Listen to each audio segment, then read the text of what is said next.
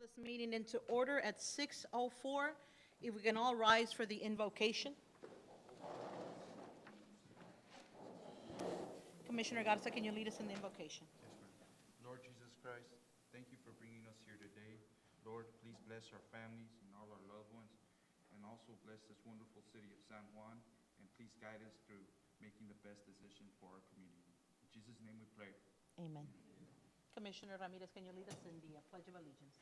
Flag of the United States of America and to the republic for which it stands, one nation, under God, indivisible, with liberty and justice for all.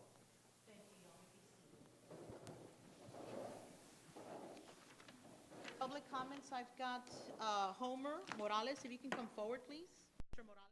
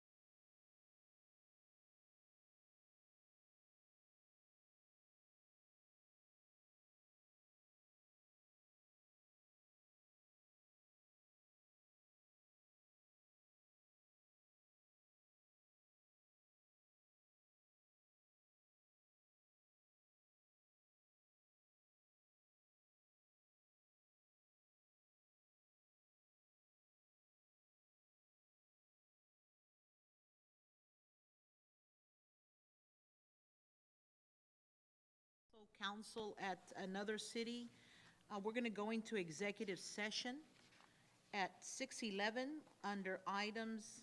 The city commission will convene an executive session in accordance with the Texas Open Meeting Act, Vernon's Texas statute and codes annotated government code, chapter 551, subchapter D, exceptions to requirement of the meeting be open, Texas government code, section 551.072, deliberating regarding real property, to deliberate the purchase, exchange of real property, and personnel matters, section 551.074A1A, to deliberate to discuss the purchase of real property, Garza Peña, FAR San Juan Alamo Independent School District, and B, to deliberate the appointment, employment, evaluation, resignation, duties, discipline, dismissal of public officer, employee, City of Secretary Bobby Rodriguez. We'll go in 6:12.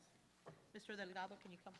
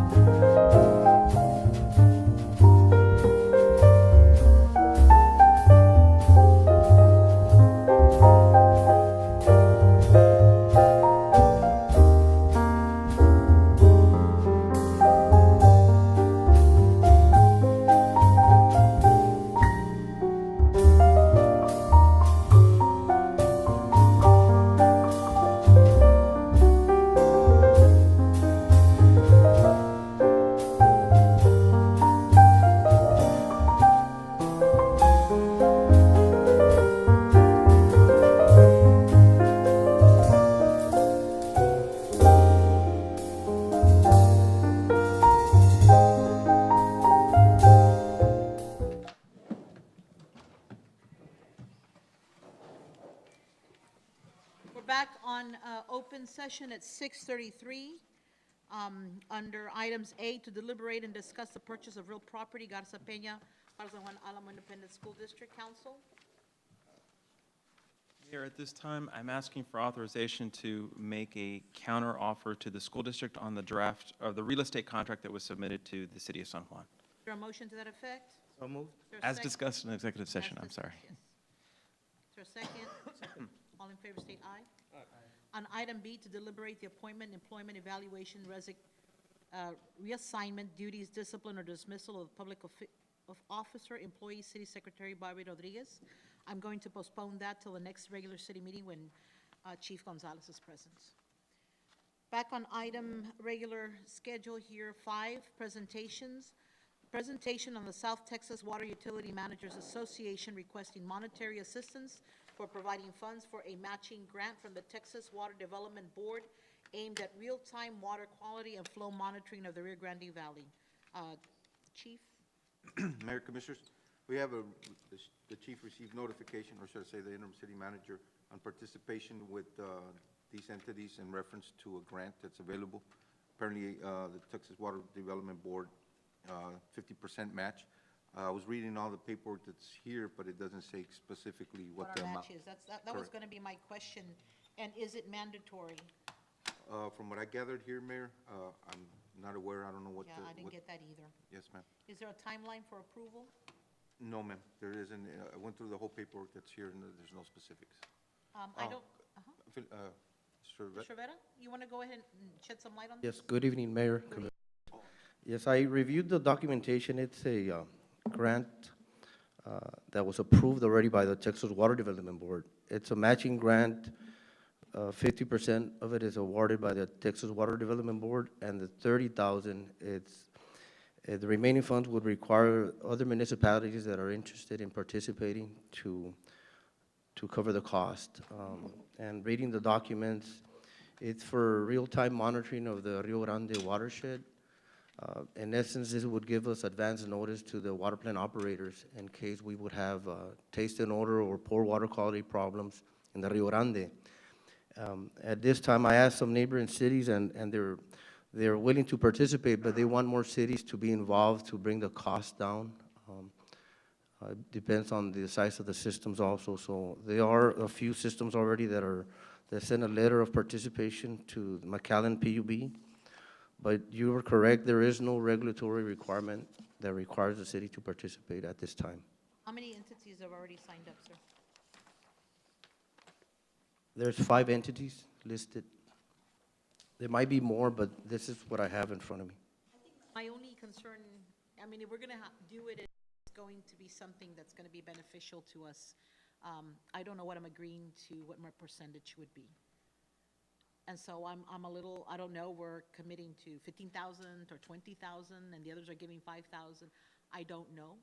So I feel that I don't know if there's a deadline on this grant, and I'm not sure. In reading it, I wasn't able to tell, what the direct impact on San Juan would be. So I like to get that information, and you don't have that information tonight. Actually, I do not have a breakdown. I reviewed it for a day or two. I did speak to a neighbor, and they're also waiting. I also, in my opinion, it has to be based on the capacity of the treatment plant. Our treatment plant's at 5 million gallons, and so their treatment plant is larger, so their benefit to the customers and the cost they're able to recover. Yes, so I wish it was based also on capacity of the treatment plant itself. I believe that would be the best thing to do, wait and see what other cities are doing. Unless the letter of participation does not commit the city to any amount.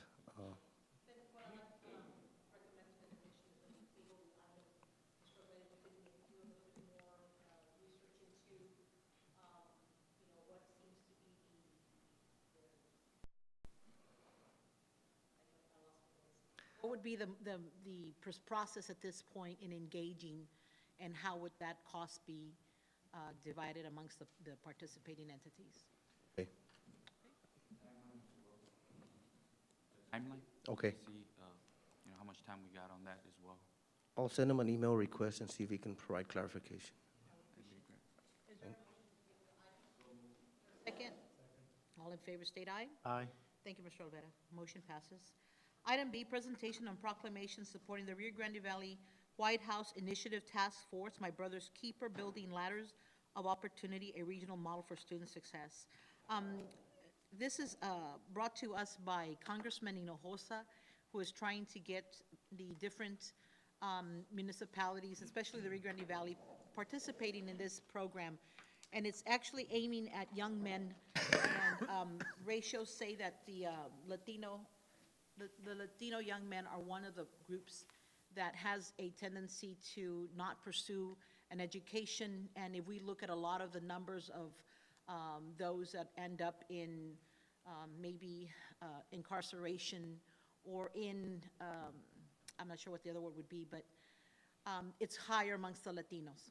And it's also, of course, this initiative came in for the African Americans more so, but it's, of course, it includes the both groups, which are ones that have the highest rates of dropout rates and also delinquency.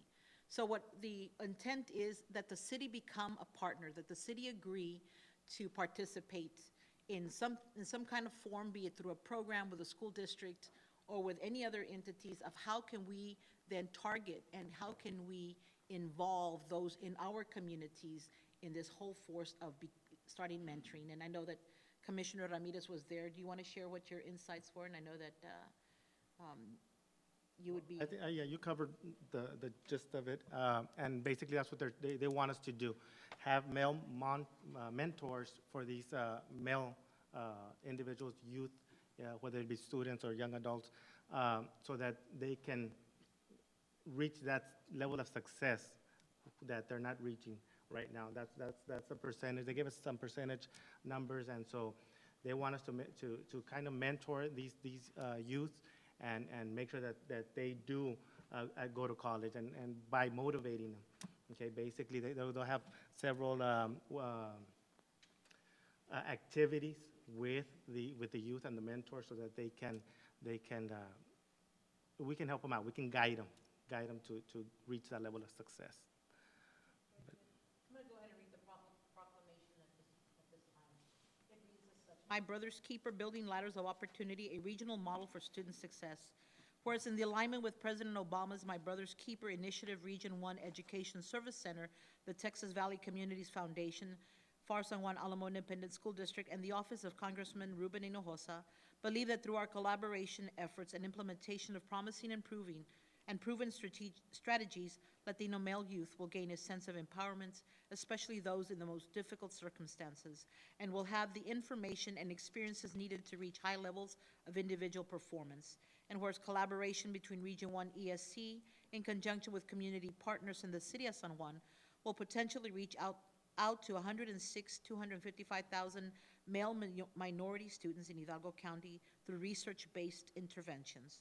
And where the city of San Juan is committed to becoming My Brother's Keeper certified and carrying out as many opportunities as possible for the minority male youth in our community, and where our community recognizes the importance of investing in our youth and valuing the young men in our Rio Grande Valley, it is vested in assisting young men seek optimal educational opportunities. Therefore, I, San Juanita Sanchez, Mayor of the City of San Juan, along with Mayor Pro Tem Armando Garza, Commissioners Mario Garza, Jesse Ramirez, and Heriberto Suarez, offer its support and ongoing commitment to the Region 1 ESC, My Brother's Keeper, Building Ladders of Opportunity initiative in the City of San Juan. I don't think we need to take any type of action on a proclamation. Item 2 is item C, presentation on a Police Athletic League program. Captain Cáceres. At this moment, ma'am, I think Captain Casares is with the chief. We're going to have Sergeant Rodriguez. Yes. Good evening, Mayor and Commissioner.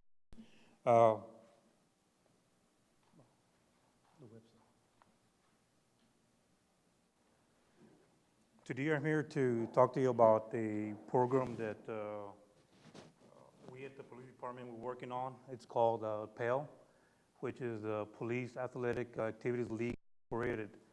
It's a national association go ahead and click about Pell mission.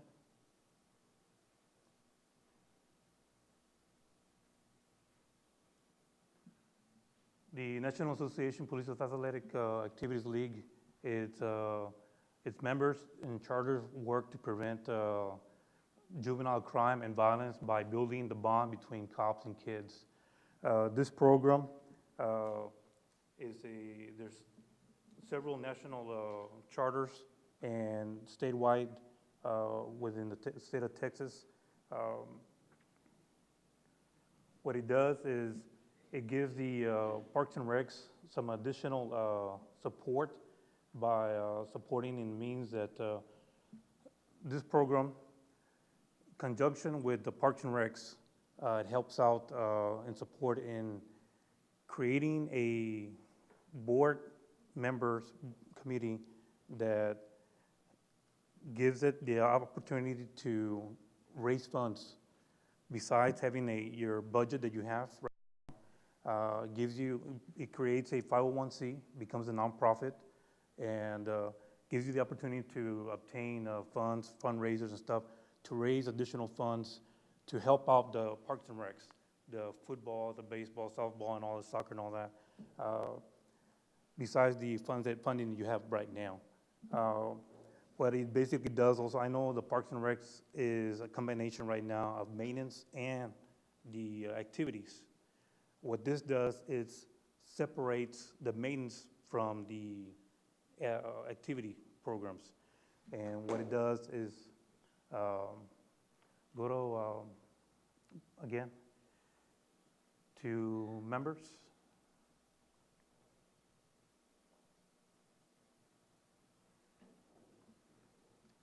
And what it does is the member of the charter becomes part of the network of, gives you resources and can benefit from a variety of national programs offered by the corporate partners. In other words, once you become the 501c, a nonprofit, you can go ask for grants. The city or the program can go ask for monies at the, like the Shell oil companies, Walmart, Kroger's, Targets, and ask for monies that the city can do by itself. In other words, go ask for donations. And that money can be used to spend to buy equipment, facilitize whatever we need to do to get those activities keep on going. I know the city of FAR has one already, the FAR Police Athletic League, and what is being, right now, it's very successful right now. They have a lot of programs that are available to them that they're doing daily. What they also do is they have tournaments for fundraisers. They had one South Padre Island, a fishing tournament. They have raffles and stuff like that to raise monies to buy additional stuff for the activities. Upon the formation of 501c3, does that mean that you are independent of the city, and then we would decide to fund or provide funds for you? Or The way my understanding that it works is it all depends on how the local government wants to work the program. Some PAL associations are self-sustained, some are not. Some smaller cities keep the same budget for salaries because once you create a PAL, you have to make a new director for that program. Because there's a director for Parks and Recs, because they take care of, I believe, maintenance and the activities right now. Now it would be separate. The maintenance will have their own directive to take care of maintenance of the park and events. The PAL will have its own director, its own finance, its own secretary to do the work for that PAL, all activities from all the football, softball, all the swimming pool, all those activities will pertain to that. and anything that would be happening, for example, if you said swimming pool, and would it be, you would be then, in essence, leasing from the city, the buildings, because you're a 501c3, and, Well, no, but the thing is, that's what I'm talking about. It'll be a program combined together, working together at the same time. Even though it will have its own director and board members to run, my understanding there's a board member committee right now for the Parks and Rec, right? Now, this, I don't know if that is just to run the activities or to run also the maintenance departments. I'm not too sure on that. That's why we're just working on it right now, getting information in, we're informing the committee. there's a lot of other questions that once you Yes. all get some, Yes, it's, I'm just bringing up to you all what we're, the chief of police, Juan Gonzalez, we're working on. He wants to bring into our community, because, like Farley said, example, time framing are you thinking?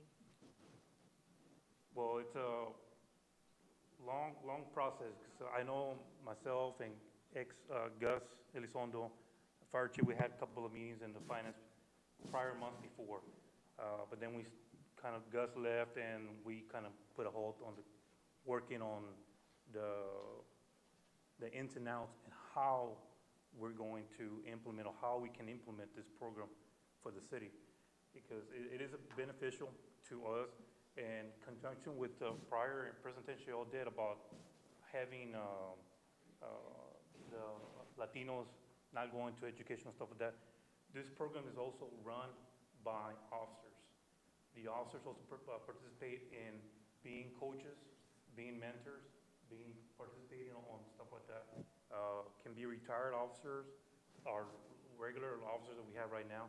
They can volunteer their time besides having other people coming in and help out. Some can be paid and some cannot be paid. They can be volunteers. It's all to the direction of the local commission and how we run the program and the board of directors, because some are paid salary and some are not. I'm sorry? Yes. Well, there'll still be employees of the city. One thing that has happened for the city of FAR, the city of FAR has already decided, has already made it the PALE as a self-sustained organization. But to that, there's a problem that now they're having problems on finding funds to support the PALE, because now the city is no longer paying for those employee salaries. Now they have to go find grants or somehow to raise money to benefit or to pay the employees. Now they're charging some of the kid members $1 or $2 for IDs, they're charging for here and there to get monies to make their salaries, and we don't want that. The program, what it does is the city continues paying the salaries for the employees the way it is, because basically you just split the employees from the Parks and Recs, and the programs, now you go find more fundings to help out any other needs that the city doesn't have to pay, such as you have a soccer camp. Well, now the additional funds, if the city can't afford to buy, we have 50 kids in a camp, can't afford to buy a soccer ball, a t-shirt. Now the program can go out there and raise money or go ask for a corporate to sponsor to pay for those things, where the city can't do that legally through the 501c. There's a Best thing to nonprofit. do, the best thing to do is still have our Parks and Rec budget. Yes. And all we're doing is just adding this new program on top of that. Just, increasing the funding. National PAL, there's grants, because I've talked to the chief, fire chief, that building, yes, the shelter, where we can ask from the National Association for assistance to help us build that, to give additional monies to make that building because right now we don't have a building, or we don't even have an idea where to build such a place. Because my understanding, FAR uses an old gym they had or some building, and they created that as a PAL headquarters. We don't even have one nowhere here close in San Juan, such a building to facilitate basketball and volleyball and offices and stuff like that, where they can also donate money to help out build much a better building than what the grant has already provided to the city of San Juan on that particular building. Let me ask you this, somewhere down the road, I was reading that you can use forfeiture funds as well to help this program? Is that, how true is that? That is true through the police department. This is how the FAR PAL started, with money from forfeiture. But the city of FAR Police Department has a bridge, they have a lot of money they've taken over overseas and stuff like that, that we don't. That we don't have such a big budget on seizure funds. That's a way that the police department can fund also. And the police department can also apply for grants and stuff like that. Besides the Pell program itself, to bring money to that program for the city.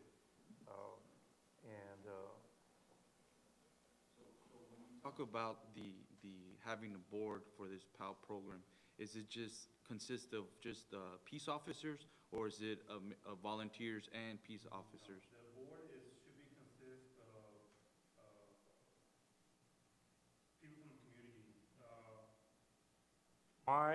The way I was told when I called the national in Florida, where it basically started back in 1940, what it says there, the gentleman told me that you need to get people on the board who are go-getters, people who are managers, owners of businesses, coaches from schools, districts, teachers, clergy.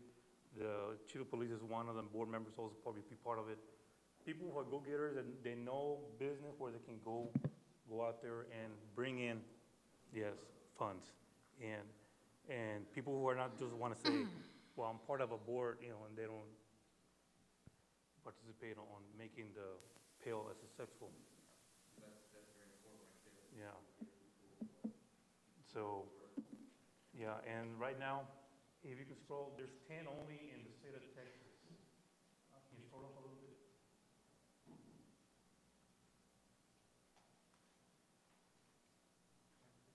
Yes, Pine Chapter.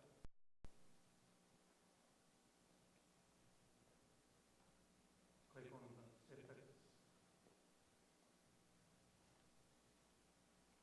These are the only chapters in the state of Texas that are currently working right now. There's one in Austin, Beaumont, ISD, Carrollton, Conroe, Dallas, Irving, Odessa, FAR, Police, and Southeast and Webb. As I can see, there's more over there by the area of Irving, Dallas, stuff like that, Austin area. FAR was the first one here in the valley. We want to be number 2 in the valley. There is none here in the valley, just except for FAR. They're the ones that started it. Probably the best example of the do's and don'ts is FAR. Yes, Okay, and they're struggling at this point. yes, and to the point where I've already made with them, and they're willing to assist me on working, doing the articles of incorporation, the bylaws, and all that stuff that we need to start off to create the program. Because we first got to do what the PAL organization requires is to us do a board members, do our bylaws, articles, and submit to the IRS for a 501c or 501c3, and get all that approved before we submit an application to be a PAL member. Okay, but as I talked to them already, once we get all that done, and it's always 100% approved at all times. But it's something that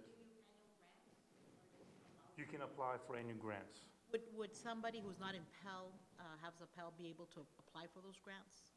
Someone that is not in PAL? Yeah, if No. it's just No. it's only particular to Pell. Yes, you have to be a PAL member for them to allow you to apply for their grants to facilitate you. The way I was told is if you don't have a building, but there's a building available and the city can't afford to pay the lease or the rent, you can apply for grants so they can pay yearly your leasing and your rents, stuff like that. Those are the things that they can assist and help out yearly, okay?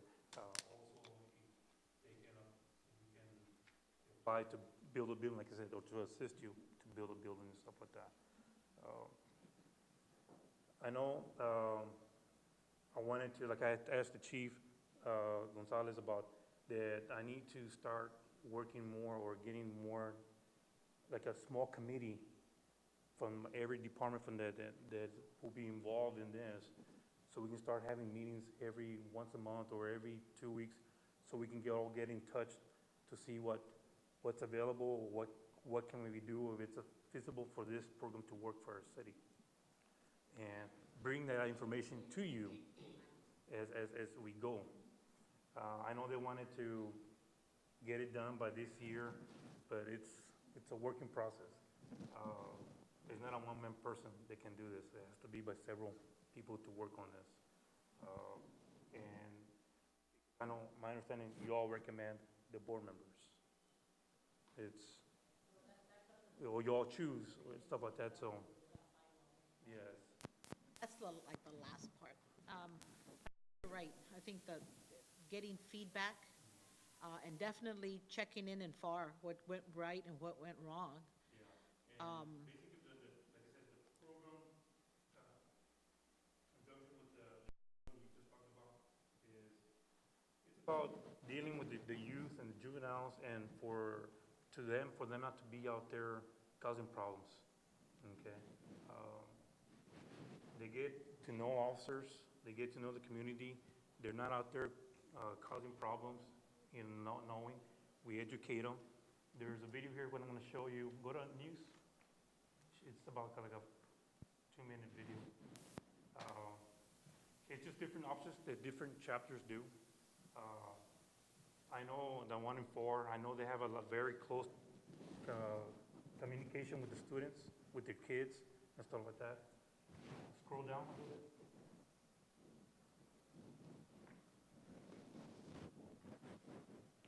Like there says Pale story video, full story article. That one. And it's a video of some Pale members, educators, and some Pale members that were juveniles when they started the program, and now they're adults. And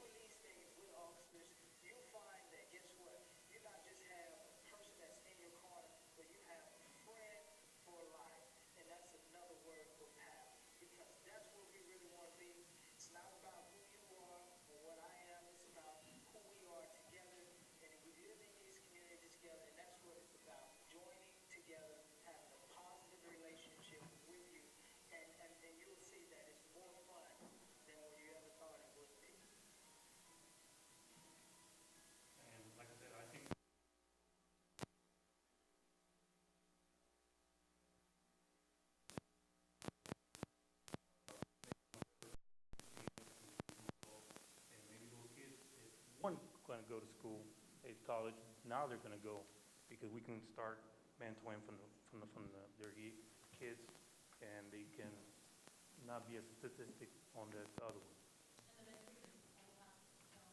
Officers, also members of the, Officers or volunteers from schools, from churches, whoever wants to be part of that, that we can allow to do so. So, it's just something that we just all wanted to present to you all and bring it up to you all. definitely get people involved from the city in discussing, and then we can visit again. I mean, Sergeant, I know, I was involved with the PAL program here in FAR. I know that Parks and Rec still played a role in the summer programs. They did the summer programs, and PAL just did the sports.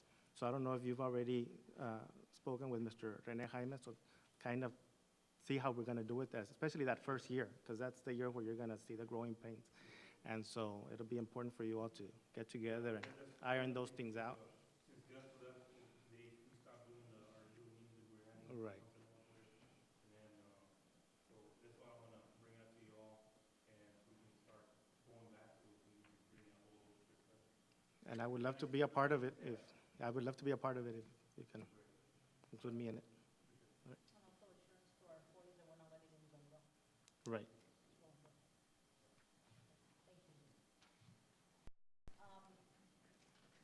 Item D, presentation from the Parks and Recreation Department asking the San Juan City Commission for the authority to initiate communication with PSJ ISD to name the baseball park at southwest corner of Carmen Elementary. Mr. Jaime. Yes, ma'am. Mayor and Commissioners, my name is Rene, the Assistant Director of Parks and Recreation. Good evening. What I'd like to address with you all is that several months ago in March of last year, our Parks and Recreation Advisory Board had voted on naming the park that's currently known as Desert Storm, which is on the southwest side of the Carmen Elementary property. And in going through that process, you know, we again realized that that property actually belongs to the school district, and there was an agreement some years ago, back when Estela Salazar was here, and when Roel Garza was assisting her, that we were going to be using that property for baseball. And over the years, we've developed that property a little bit, and now we'd like to name it. Mr. Rodriguez, could you go ahead and put up the...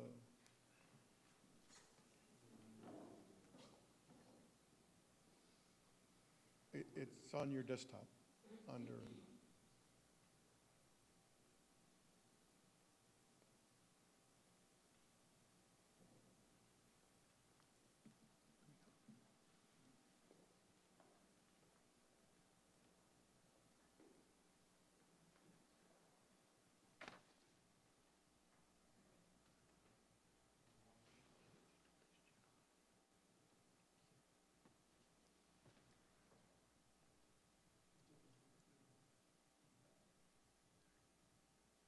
This is a historical satellite view of the property that we're talking about that includes Carmen Elementary all the way to San Antonio. You'll see over here on the left-hand side, the baseball parks on top, Mayfield, on bottom, Arcate Park. And then over behind Arcate Park, that small area is what was known as Desert Storm. It was nicknamed Desert Storm because the lack of grass. At the time when we started using it, we had the Desert Storm conflict. And as the wind would blow in, you know, it would just kick up the dust into the face of our competitors and our fans. Okay, now the next picture, Bob. Okay, and this is just a more current view where you can see that the improvements that we've done through Parks and Recs over the past 10 years. We've put in a sprinkler system in that small park area. We've fenced in the outfield. We've put a fence along the perimeter of the infield. We've fenced in the dugouts and laid concrete and installed the benches in the concrete. We've also put some canopies for the dugouts and for the bleachers for the fans. And also, compared to the other picture that we had seen, you can see that we installed sprinkler systems in Mayfield and Arcate Park. There's a dramatic improvement in the grass. The next picture, Bob? Jaime, you're saying that that piece of property is ours, or it's the school No, district it allowed? belongs to the school district. So they just allow us to be able Yes, to put ma'am. improvements and with understanding that it's just for our use? Actually, my understanding from Roel Garza earlier this morning was that the agreement was that they could use it also. They haven't used, but we've been working to improve it because it's become, this year alone, we had about 47 games there for softball, Shetland, softball Pinto, and also our regular co-ed Shetland teams. Okay, the next picture. And this is just this is a little bit of the improvements that we've done. We put in the backstop in the scene. You can see the canopy over on the left-hand side, the canopy over the bleachers for the fans. We put in that podium for the scorekeeper. The next picture, Bob. And that's just another dugout with our park superintendent sitting there proudly. And of course, the canopy is important when the kids are there for about an hour, so they'll be more comfortable. Next picture, Bob. Just another view of the other side where we have Ridge Road in the background. The next one, Bob. And just a better view of the canopy over where the bleachers are for the fans. The next one, Bob. And the next one. Show you where the field is in proximity to Ridge Road. Next one, Bob. And that's for the public access from the sidewalk. Again, Bob. And that's the outer fence. You'll see that fence is a little bit worn. A lot of times what we do is when we remove a fence from one park, we'll hang on to the material and we'll install it somewhere else where we can use it to save money. And, but, for T-ball, Shetland, that's fine. We're talking about 4, 5, and 6-year-olds. Next one, Bob. And this is just a picture to show you why they had called it Desert Storm. This is the playground for Carmen Elementary, where, of course, the sprinkler system hasn't gone out to. Next one, Bob. No, we don't. That's been a public concern where, when you're dealing with 4, 5, and 6-year-olds, their timing as far as taking care of their business is not real accurate. So a lot of times they have to rush all the way to San Antonio to go to the restrooms over there. We do bring portables in, but, having maybe in the future, a restroom there would probably be best. But this is just another picture to show you how beautiful that area has turned out to be. Next one, Bob. And that's what it was in 2003. We started over. Okay, now the next envelope, Bob.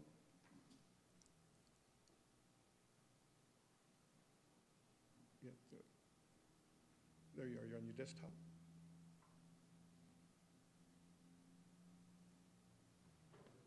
There you go. No, that one. Yes, sir. Yeah. Now, our board had decided or wanted to recommend back in March was that this park be named after an individual that was involved in baseball, an individual that gave to the community, and of course the San Juan resident. So we asked for recommendations, and they ended up recommending Adalberto Aguirre, known as Beto Aguirre, and they voted on deciding to name the park after him if it was allowed, and the vote was unanimous. This is, of course, pictures of his younger days. And this is pictures around the time that he had retired from the board. He was with U.S. Customs for about, I believe it was about 30 years. And just another part of his involvement in baseball. He had founded the American Legion Baseball League in, I believe it primarily came out of FAR, but it took care of the Hidalgo County area. And that league has been in existence for about 36 years. Here in the top picture, he's getting an award for his service to the community in working with that league. He also was a coach in baseball. The American Legion is a league where our high school athletes in baseball will be able to play during the summer to improve their skills. It's very important for them to get that extra competition with other players throughout the valley. On the bottom is a picture of him when after he retired from U.S. Customs, he went to work for PSJ School District in security. I believe that's it, Bob. Let me see. Yeah. How many names were submitted for, He was the only name that was He was the submitted. only name. When you look at his obituary, it refers that, of course, he had been 40 years in the U.S. Customs. He was served in the U.S. Army right out of high school. In addition, he played semi-pro baseball here in the Valley in Mexico as a second baseman up until the age of 45. He also managed and coached several semi-pro teams, and of course, his involvement in the American Legion, which would cover Zapata to Brownsville. So in addition to that, our Parks and Recreation Advisory Board, we have two members that have been there for a long time, Agapito Vargas and Jim Sean. Both of them said that they knew him personally and that he was a good and honorable man, so they recommended him. What I'm asking here is if we could get a consensus vote, if you all agree, or if you want to go through the process again, that would be fine. But if you agree on this individual, then I'd like to ask the school board to consider naming him. I think it would be appropriate for the school board to name that park.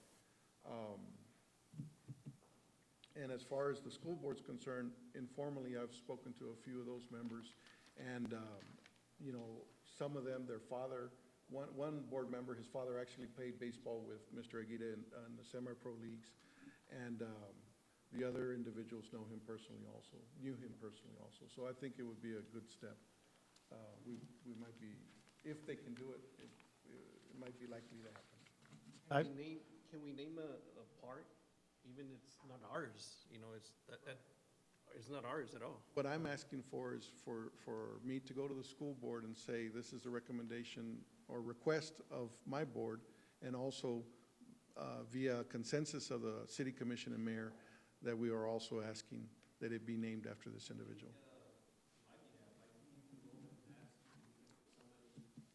Our name on there and bring up more persons, you know, you only have one. We got a lot of people here in San Juan that, you know, would like to have their name on it. And they might want to do that themselves. This would be just our recommendation. Perhaps their board would say, you know what, let's have a blue ribbon committee and to decide on 10 names minimum, and then we'll vote on that. They may do that. This would just be the start of having that park named versus Desert Storm. and that's why I was asking you, Mr. Jaime, because I spoke to Garza before we started the meeting, and I was involved with the baseball program here in San Juan for 22 years, and I don't remember him coaching here in San Juan. And I know Commissioner Garza has been coaching since I left, and he hasn't coached. But we do have a few people that passed away that lived here in San Juan that coached there in those facilities. For example, Humberto Romero. Bert Romero used to coach here. Board member also. Really? We had Carlos Gomez, also coached there for many years, and he was employed with the school district as well. Andy Casares, and they also served our country, right? And so they were involved coaching and umpiring, and so the kids know them, the parents know them, and they coached here in those facilities. That's why I was asking. I mean, if we can still go through the process, I would love to submit these three for consideration because they paid their dues. Well, we can go back to our board and submit those names as well. And if you'd like to come and meet our board and give your input on those individuals, that would be great. Mr. Ida was a San Juan resident. He lived probably from the park himself. His involvement in youth sports, I know personally because he was a supporter of the generation that I came from, and his children were a little bit older than myself. There's plenty of individuals I'm sure we can consider. So if you'd like to start that process again, I'd say make a consensus and give that recommendation. I think this raises it's a good time and that it raises an issue that I had definitely addressed several years ago. I want the city to have a policy as to who gets to be nominated as to any facility, be it a building, be it a park. I've already been approached about a facility to be named after an individual. And I think that this opens up that opportunity. I want to make sure that we have a policy, that we have someone who is in good standing, someone who has passed away, and that we do have it in an opportunity that people are able to submit names so that there is, not a one person only, but that it was opened up. I think it's important. I know Mr. Aguirre not very well. I know who he was. I think his credentials are excellent. I think that is a great recommendation. He's got a lot of background that is real specific to what you're doing, and I think that's how you want to do these buildings, that they specifically meet, you're not going to put the police department after Mr. Aguirre because that was not his area. And so I think that, but all of those would have to be, I think, within the ideas and the parameters that we are to set. So I'd like to be able to, if we can get copies of ordinances or policy, I don't know if it's an ordinance or a policy, from different surrounding municipalities regarding the naming of public buildings, public parks, and how that submission comes to the city. In this, I know what you're saying, this is not even ours to name, so be it. I mean, the PSJ might say, forget it. But maybe it might be even something that their board has a requirement before they name anybody. So, and perhaps maybe that needs to be, tell your board that I think that's a great recommendation. And we say it's a good recommendation. There's some points brought up about other folks, but that might be more really structured or told how to do because it's a PSJA facility. So we might need to adhere to what they're wanting to do. Paul, Mayor, when we named Memorial Park, an issue on as far as our recommendation and the city commission having their say-so. So we're open. We're asking for a consensus direction. If you want us to go back to the table, or if you'd like to submit names, or if you all would like to make the decision yourself or present to the school board, I'm all in favor for it. There's really no hurry in this avenue. It's just, I'd like to bring attention to the park. I think the Parks and Recreation Board, the Parks and Recreation Department over the years has done very well in developing that area. I'm glad that we have a partnership with the school district. I think it's been a win-win for the community. So I'll wait for your direction. What I'd like to be able to tell the commission to recommend is, one, that we work on a policy, two, that you get the information from PSJA, how they would want it submitted to them, if they're open to it, how to be submitted, and do they create a committee? And it might be that then taking it back to your board with kind of the idea, can we look at other names?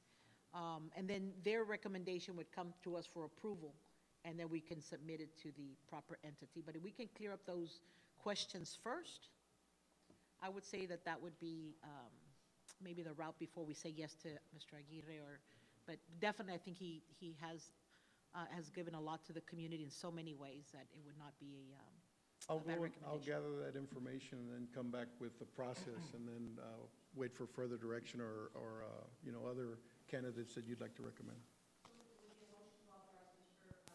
It's just a presentation, Mayor.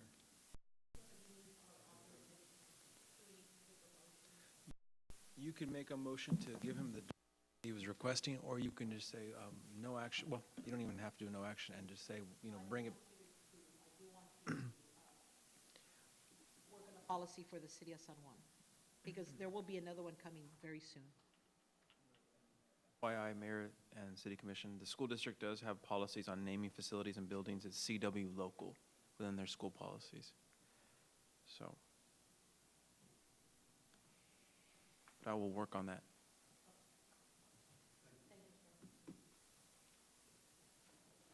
An item, public hearings and ordinance. A, hold a public hearing and consider ordinance providing for a special use permit for a drive-through and for the sale and on-premise consumption of alcoholic beverages at Mariscos Estrella del Mar Restaurant, legally described as Block 2, Pecan Estates subdivision, located at 901 North Raul Longoria, Suite 1, as requested by Marta Treviño. Mr. Cervantes. Yes, Mrs. Trevino's special use permit for the sale and on-premise consumption of alcoholic beverage at the future Mariscos Estrellas del Mar restaurant. She seeks to sell alcohol to complement the food served and is for on-premise consumption only. She is also proposing to open a drive-through window to sell food as well. The proposed days and hours for the sale of alcoholic beverages are Sunday to Thursday from 12 p.m. to 9 p.m. and Friday to Saturday from 12 p.m. to 10 p.m.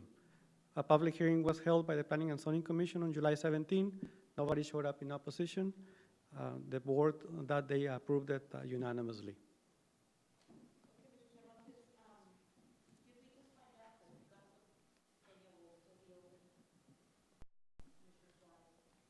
Garza Peña is still going to be open till when? Well, it will no longer be located in this property, is that correct? No. Okay. That would have been the closest school at this point. So it meets the radius for churches and schools. Yeah. Are there any questions on? Public hearing? I'd like to go ahead and open it at 7:24. Are there any comments from the public for or against? Any comments from the public for or against? Are there any questions for Mr. Cervantes? If not, I'd like to go ahead and close this hearing at 7:24. Is there a motion for approval as presented? So moved. Is there a second? All in favor state aye. Aye. Motion passes. I'd like to open a public hearing and consider ordinance providing for the special use permit for the sale and on-premise consumption of alcoholic beverages at Los Agaves Restaurant, legally described as Lot 1, Porciones Center subdivision, located at 2003 North Veterans Boulevard, Suite 1 and 2, as requested by Juana Benavides. Mr. Cervantes. Yes, Mrs. Benavides a special use permit to sell alcoholic beverages for on-premise consumption at Los Agaves Restaurant. She seeks to sell alcohol to complement the food served and is for on-premise consumption only. The proposed days and hours for the sale of alcoholic beverages are Sunday to Friday from 12 p.m. to 12 a.m. and Saturdays from 12 p.m. to 1 a.m. A public hearing was held by the Planning and Zoning Commission on July 17. Nobody showed up in opposition.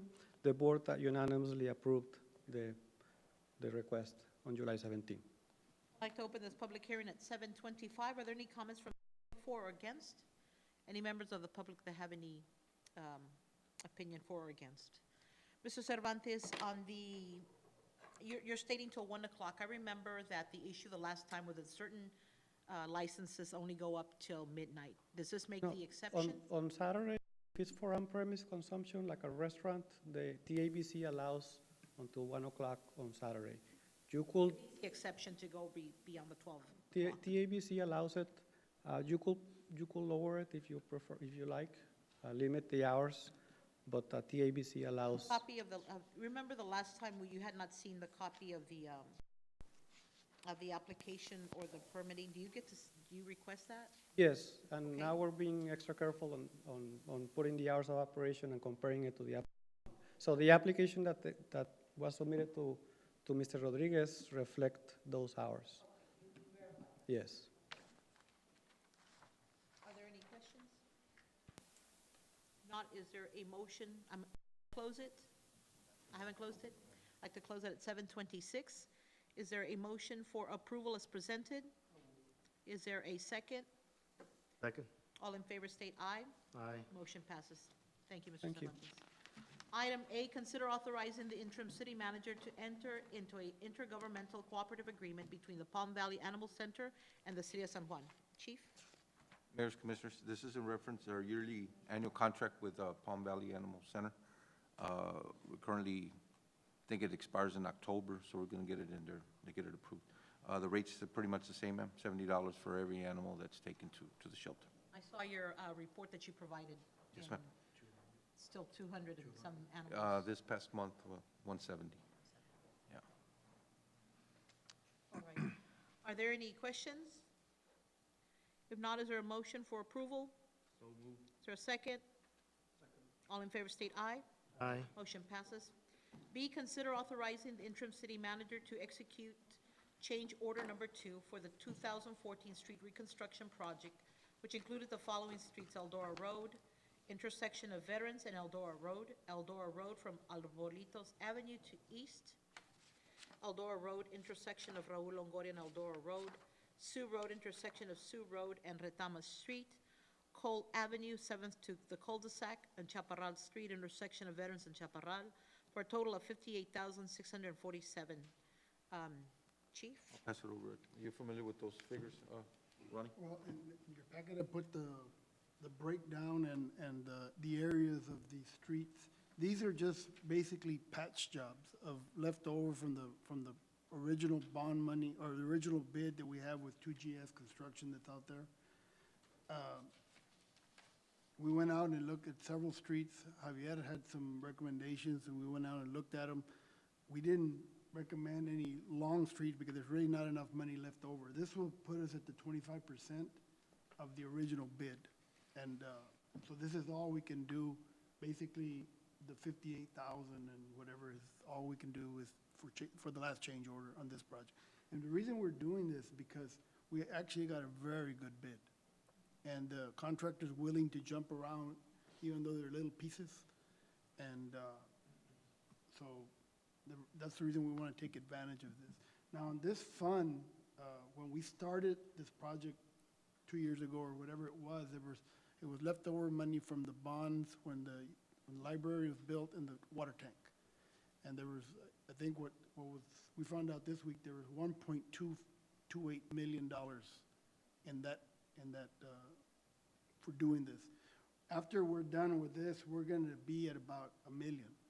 So you're still gonna have, not quite $1 million, about 300,000 left over on that line item, on those funds, left over from that bond money.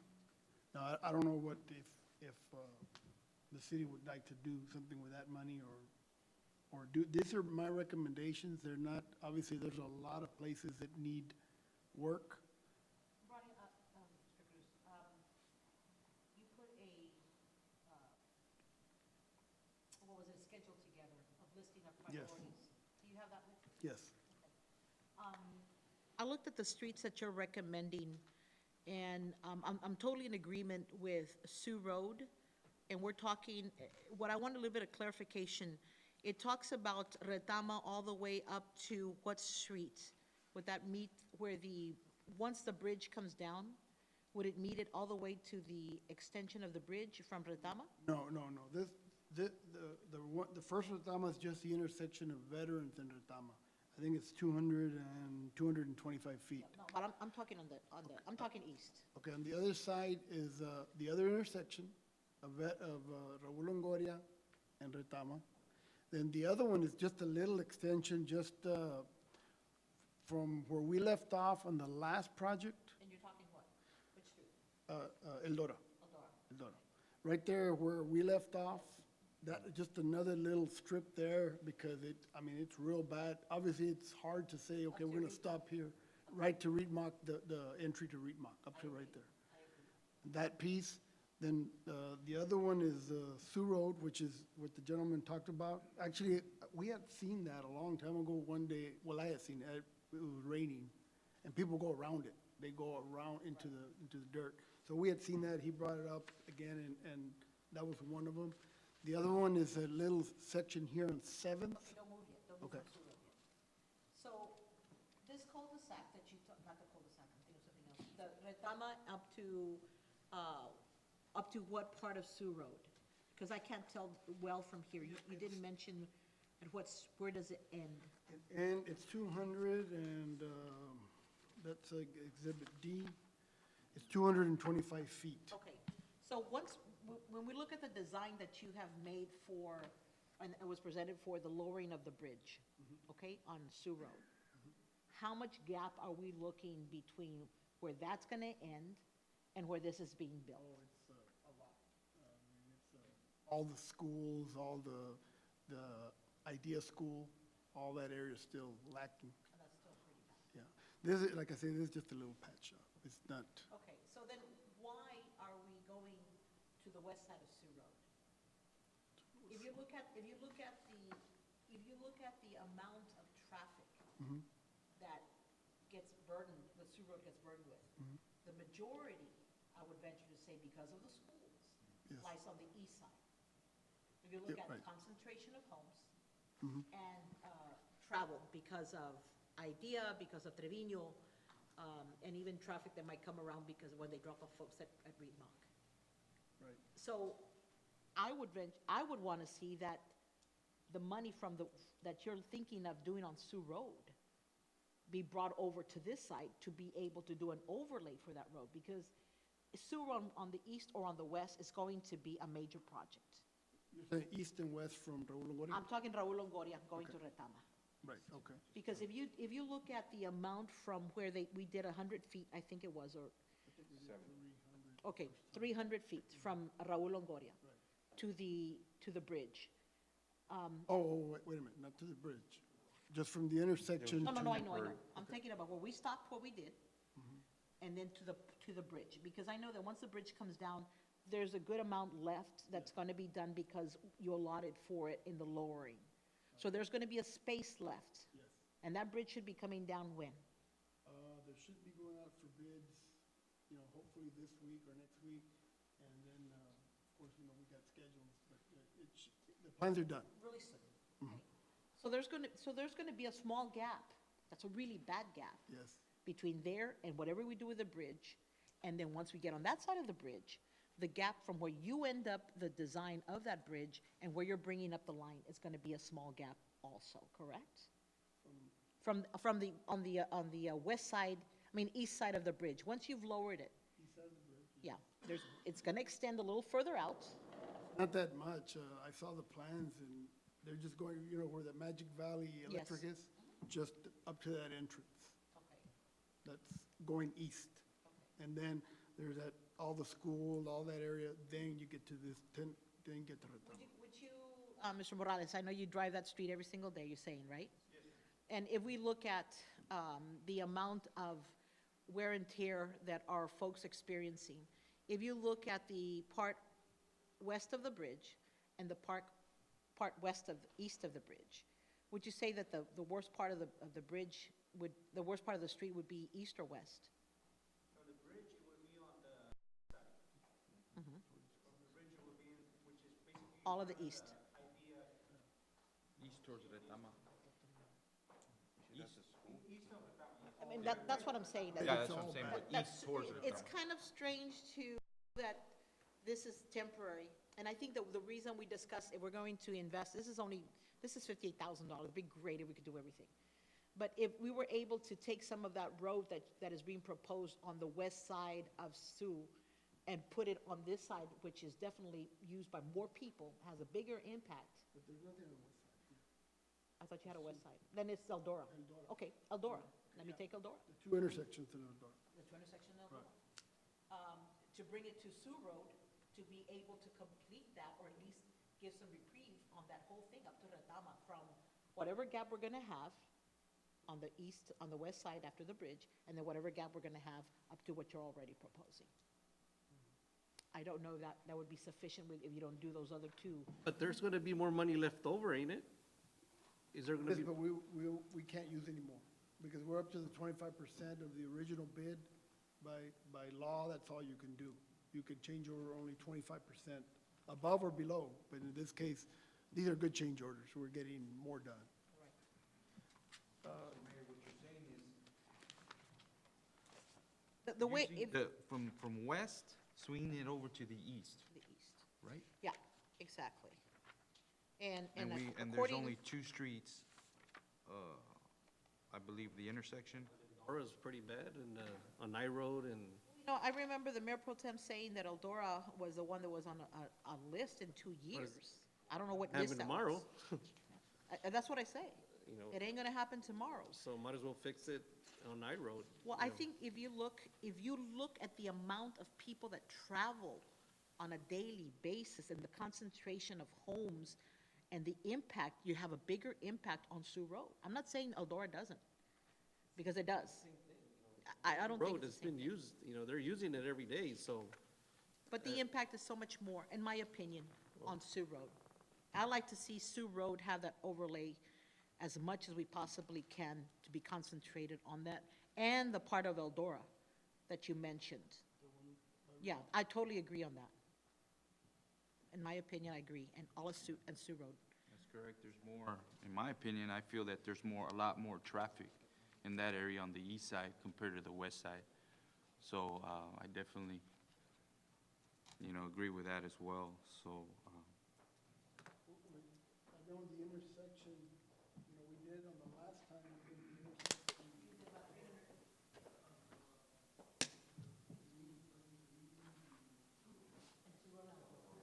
Yeah, that's right, all three of them, right. Well, we did jump on the other side of Eldora.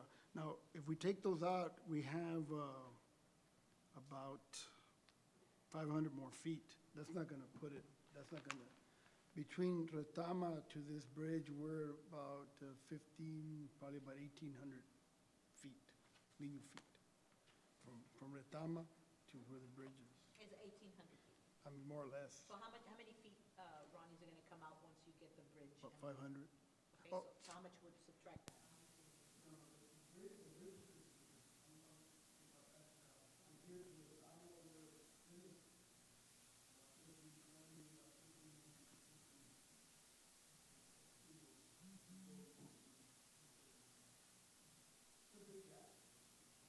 Those areas also, what happens is that in half of it, there's curb and gutter, and the other half, there's not. And to bring up a little bit of San Antonio, that's the problem with San Antonio. You can go pave it, say you do the whole street. Well, it's always gonna be shipping off at the corner, at the edge, because you have everything that we've paved, other than patches, have been curb and gutter to curb and gutter. The streets can't go nowhere. And these cases, when there's no curb and gutter, it just keeps breaking off at the edges. And it's gonna continue, there's no drainage, there's nothing like that. So this, in here, there is some parts that have curb and gutter on the south side of where the school is, Idea. So how much road is there when we look at the Eldora? If you just take the ones on the west side, how much were you proposing? Yeah, if you put those two sections together. In the intersection of Veterans and Eldora, 300 feet, and the intersection of Raul Longoria and Eldora, 225 feet. So it's 525 feet. Now, in all fairness, if we look at something on the south side, you also had a cul-de-sac. Yeah, You picked Cole, why? because that's the last one that we didn't do when we did this area. A long time ago, when JJ was still here, we went and looked at it, and it's a little street. I don't know why we didn't pick it up. We did all the rest of them, and that little one just stayed out of it.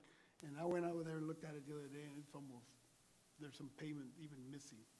Now, there's not a lot of people who live in there, and it's really not a cul-de-sac, it's just the end of the street. there's about, what, like maybe 7 to 10 houses that live there? Maybe not even that many. No? Yeah, maybe so. Yeah, you might be right, but it's a little short street. We just left it out. And then, that's only, we can take that one out too, that's only $9,000. Right. So to make any type of impact, if we were trying to do something, we're concentrating on two major roads on the north side, and we want to do something on the south side. For example, some of our residents are talking about San Antonio. San Antonio hasn't had any type of improvements. No. I don't know, is there anything in particular, Mr. Gonzalez, area in San Antonio that has the worst area?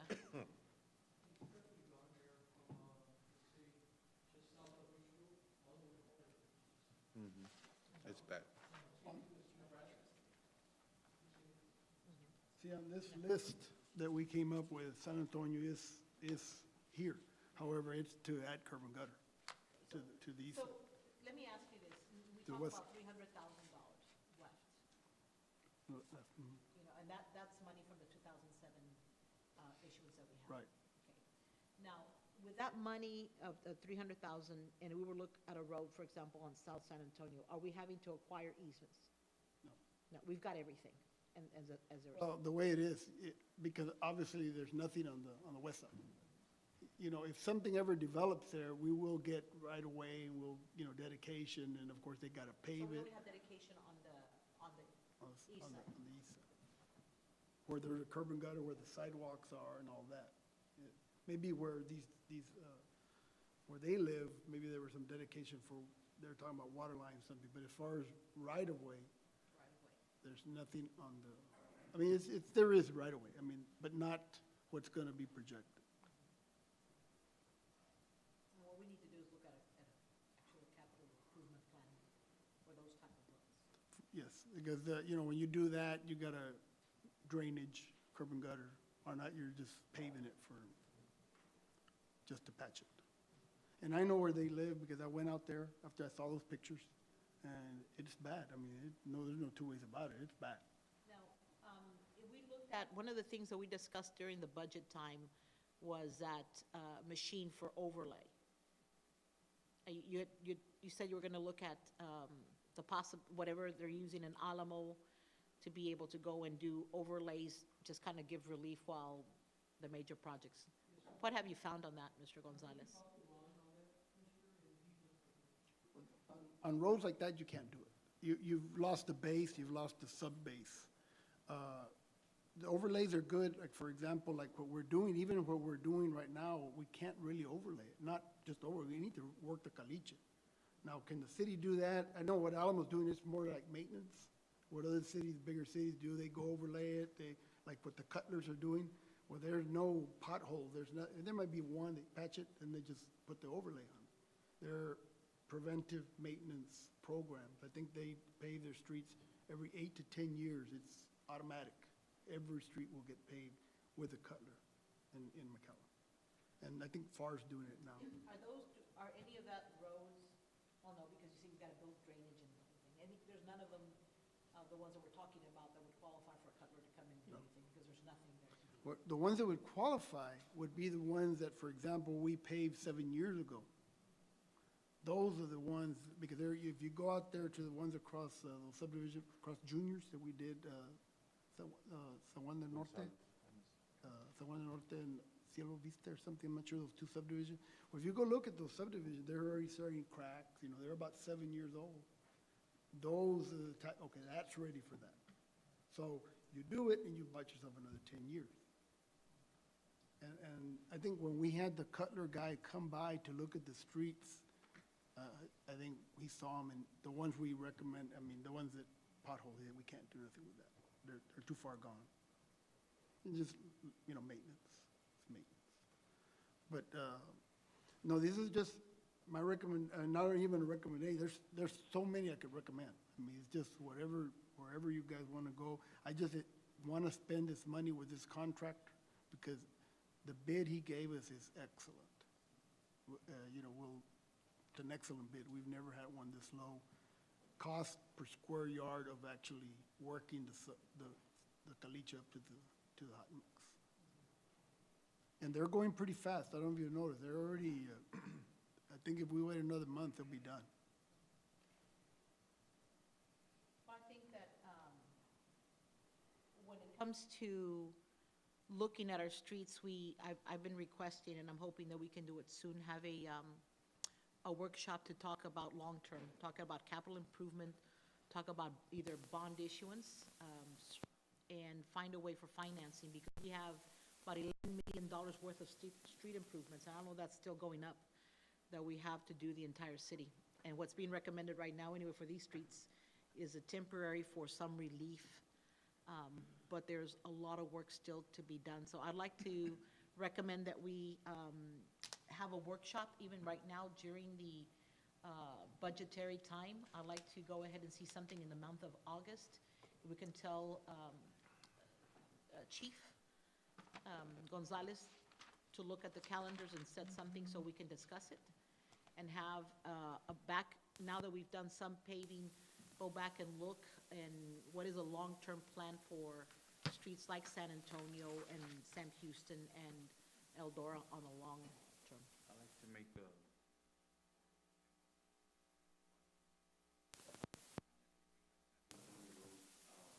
I live right off of San Antonio. I live west of San Antonio, right on Judine and King Road. And I clear 250 feet from the road, okay, west. So my question to you is, would there be an issue of me discussing, San Antonio Road? There would not be an issue. There would not be an issue for you to discuss it, take action on it. You don't have any, per se, personal interest or financial gain from it. No, you would. I just wanted to clear that Clear on the for the record. record, yes. Exactly, and the mayor did bring up a good point. I go down that road every single day, and I almost had an accident about a week ago. One of the cars that was coming northbound was trying to avoid a pothole and almost, hit me. So I agree with, her as well as the road needs to be fixed. I see here that these roads are mainly on the north side. We need to concentrate, something on the south side, and give the people some relief who live in that area as well. And that's a good point, Mayor, that you brought up as far as having some kind of a workshop here in the near future. And I would love for something like this to happen soon, sometime in August or so. So, that's my thought on that. And it's that road does really need work, and we need to find a way, to help these citizens on the south side to get it done. I know it's not gonna happen overnight, but we need to get the ball going, so that way it doesn't stay out for some time. I would like to make a motion as presented.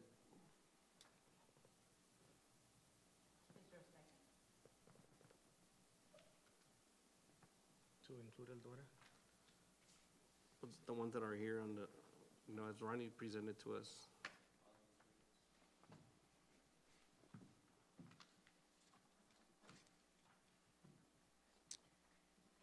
Is there a second? Is it gonna be, There hasn't been a motion, there's been a second. You can take a, is it gonna be much of a difference, Ronnie? Excluding what Mayor was mentioning, excluding Eldora and focusing on Sioux Road? What we can do is, basically, yeah, we can do as much as we can. I'll do a cost estimate of the width, whatever's there, see how far we can go and try to get maybe the worst areas. But I know we can't go from one end to the other end. But, try to get, I know that the area that we are here is real bad. That area we left off there. The area that, on the other side is real bad. In between, there are some areas that are not as bad. I'll tell you, but there is some more, we have, if we do that, we're gonna have about 500 feet of where we can do it on that area. And there's some areas that are wider, so we have to take that into account. Mention excluding both Eldora and Cole, the cul-de-sac?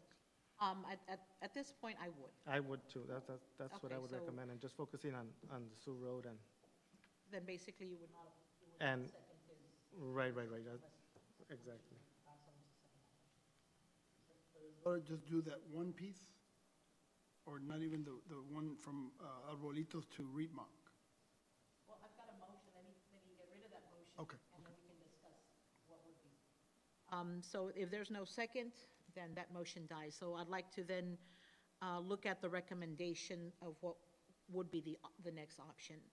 And it would be to definitely do Eldora, is my understanding here, from 400 or 250 feet, the section that is left on the east side. 450 feet. Was that correct? On the east side. And then the Eldora recommendations and the coal to go to as much as possible on Sioux Road between Raul Longoria and Retama. And let me just finish up with, in Chaparral, that's already in progress right now. Already did it, it's already it's- paid. oh, well, That one has to be done. I guess that one has to get paid. Okay, And then Chaparral, the way that it's presented. right, okay. Do you want to make a motion to that effect? Motion to approve as. All in favor state aye. Aye. Motion passes. Item C, consider authorizing interim city manager to accept the resignation of Alberto Trevino doing business as Bob Trevino Insurance Agency as a city agent for record effective July 25th, 2014. It was tabled. Is there a motion to remove from table? Motion to Is there a remove. second? All in favor state aye. Aye. Motion passes. I know, Ms. Gonzalez, you're listed here, but I think the last action that we had requested was instructed council to look for a contract. Is that correct? That is correct, Mayor. I could not find a contract. I spoke to Mr. Bob Trevino, and he indicates that he does not have a contract, a written contract, other than the letter that was provided to him by the city manager, the previous city manager. He also indicated, I know there were other concerns at the last meeting, and I brought them to his attention. I asked him if he was going to recover any fees from this last, from the last work that he did for the city prior to his resignation. He indicated he was not. He also indicated that Blue Cross Blue Shield would appoint a agent to help with any and all questions, to provide the services he was providing prior to this. He said that would be taken care of. That's what he informed me last week. That he would have somebody from the actual insurance to help, because I know that we're coming up with some need for assistance at this point. Is that correct?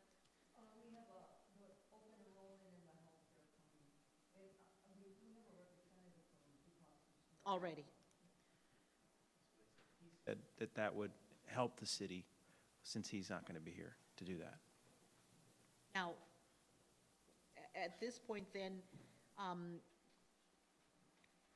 if that were ever to come up again, and we're definitely not entertaining that now for an agent of record, we would need to have a contract for this type of instance. We don't have a contract, so if there were any recourses, if we're saying, hey, my whole feeling behind this has been, or my thought behind it is, we have the pressure of, you got to get to it, we're going to handle it for you, if you don't do it now, then we're going to run the risk to go out and look, because the recommendation for them was still Blue Cross Blue Shield, and we weren't able to go and look at anybody else. And I know we've talked about a 3-year time that we have to continue using the same insurance for, I don't remember the reason. But because of that, we forwent an opportunity to perhaps maybe engage someone less. From what I understand, the reason that we do that is because we have a contract with Blue Cross Blue Shield for 3 years. We were not receiving pressure from, I'm not sure who you're saying we're receiving pressure from. Well, everything I hear is we are dealing with Bob Trevino's folks, and they get notified in April, and here we are in end of May, beginning of June, and nothing has been negotiated to try to bring that 25% increase down. We're actually having to stay with them. We were supposed to go out for bids, and then at some point says, well, we've got a 3-year with Blue Cross, which still we would have to be looking at, because we can't have a 3-year contract with anybody. Yes, we have a 3-year contract with Blue Cross Blue Shield. However, our city charter doesn't allow us to have anything longer than 1 year. But I believe the deal and the negotiation and the deals that you got for the city, if I'm correct, Ms. Gonzalez, is you had to go into that 3-year with the understanding that you can get out of it every year. Is that correct, Ms. Gonzalez? It was decided the first time. We asked for 3 years with 1-year interval. So you could get out of it in a Could year? have gotten out of in this year. Yes. Had we been able to go out and get proposals and found something else. If that was an option the city wanted to, but whenever I looked into it at the time, prior to all this, Ms. Gonzalez told me that they decided not to do that. And the other day, whenever we had the meeting here, I don't know why Bob Trevino's office did not indicate that was not the case. Because when I spoke to Ms. Gonzalez told me the city decided to do that, take that action, and to negotiate with Blue Cross Blue Shield. When they could not lower them anymore, and they had done this in the previous years, and when they could not lower them anymore, they then contacted Bob Trevino's office to say, please help us out. They brought him in at the last minute. They did not, from what I understood, they did not contact them back in April saying, we're at 25, we need your help. And Amounts, that percentage increase, Ms. Gonzalez?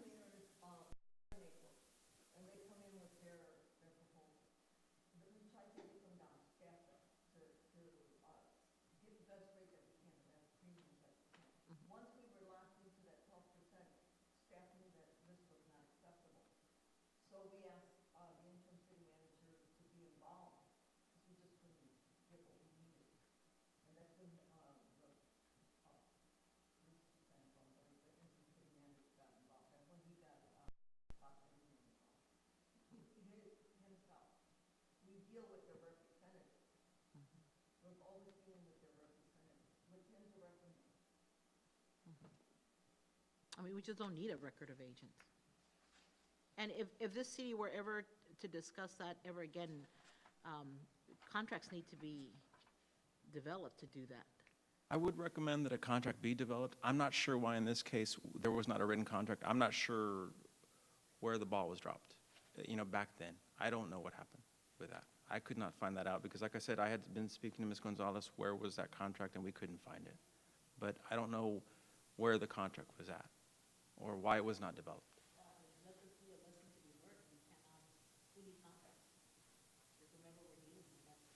Probably even you, counsel, I don't think we have a contract with you. I work through Jerry. That's the only contract I don't have a contract, no. Now, is there any record saying that legal reviewed a contract or anything during this time No, at all? no. Okay. Okay, the only thing we do is accept his resignation and use this as a cautionary not to do this again. Is there a motion to accept his resignation? Is there a second? Second. All in favor state aye. Aye. Motion passes. Consider a resolution to authorize the increase to the city's major credit card in the amount not to exceed $20,000. Ms. Gonzalez.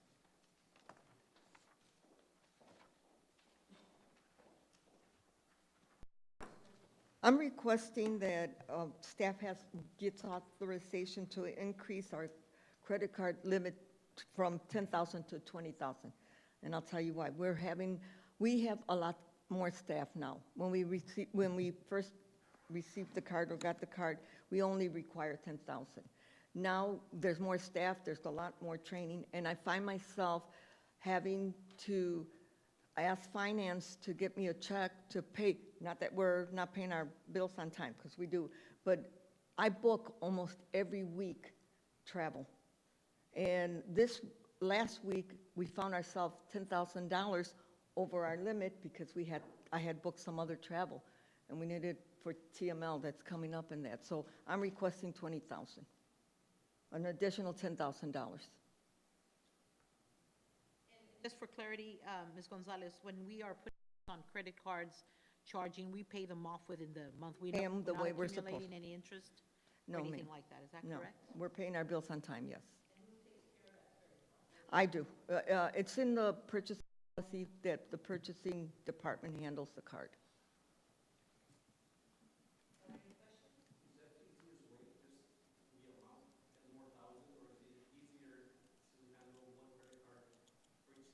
Well, I tried that, Commissioner, because I had asked for specifically a card. Well, my thoughts were to have a card for the police department, because they use up a lot of the monies.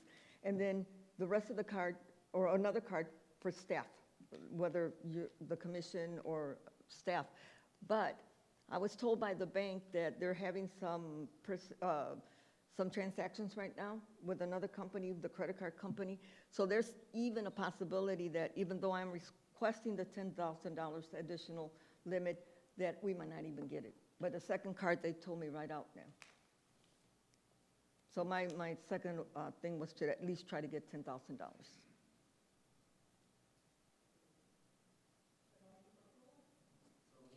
Second? Second. All in favor? Any opposed? Motion passes. Thank you. Under consent agenda, approval of minutes, July 2nd, 2014, July 9th, 2014. B, monthly collection report as of June 30th, 2014. C, consider approval of the City of San Juan, Texas Quarterly Investment Report dated June 30th, 2014, as required by the Public Funds Investment Act.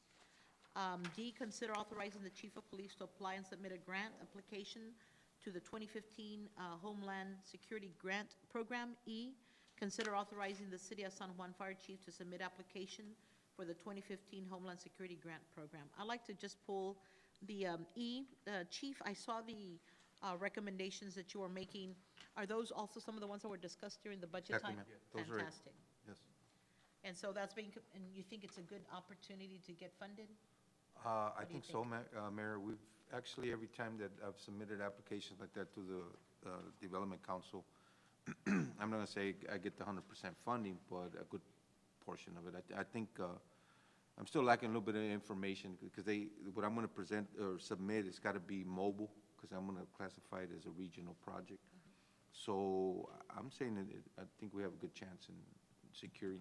I don't know if you noticed also, we put under the barricades, safety trailers Yes. and all that. So I'm hoping, keep my fingers crossed, but I'm pretty sure we'll do pretty And when good. does this come in? When would this? We need to submit the application by August 8th, and we'll find out within 30 to 45 days. So I'll maybe keep some of you these posted. items might Yes, yes, ma'am. taken off the budget and by grants. Could be. Okay, very good. Is there a motion for approval? So moved. Okay, it's been moved by Commissioner Ramirez and second by Commissioner Suarez. All in favor state aye. Motion passes. Is there a motion to adjourn? So It is moved and second. All in favor state aye. Aye. This meeting is adjourned at 8:04. I'll keep you posted on that. Now, let me know.